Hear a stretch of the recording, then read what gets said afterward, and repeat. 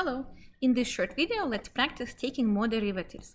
We need to differentiate the function 4e raised to the x times sine x. So remember that 4 is a constant in front of the function, so we only need to differentiate this function.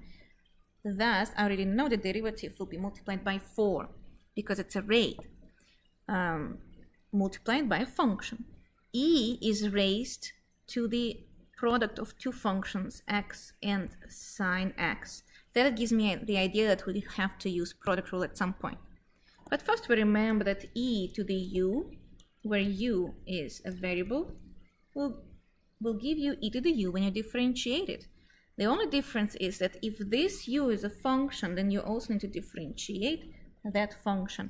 Thus, derivative of e to the u is e to the u times u prime, which is derivative of the function inside, inner. Do you know where that's coming from? That is coming from chain rule. Chain rule. This product is taking care of the function inside.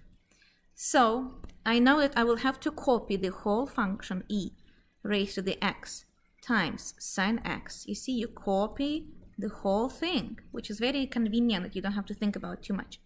Now you do times and you work with the product rule. Product rule has a formula u times v prime is u prime v plus u v prime. Different instructions teach differently. This is my favorite notation. It's short and convenient. The product rule tells you the derivative of the product is derivative times original plus original times derivative.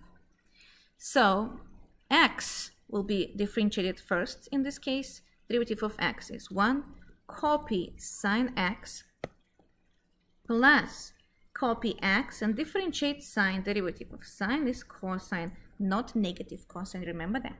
And actually this is the answer. If for some reason you need to distribute exponential function or 4 or both, then you multiply everything out. But this answer actually looks better. So I hope you have no questions with this problem.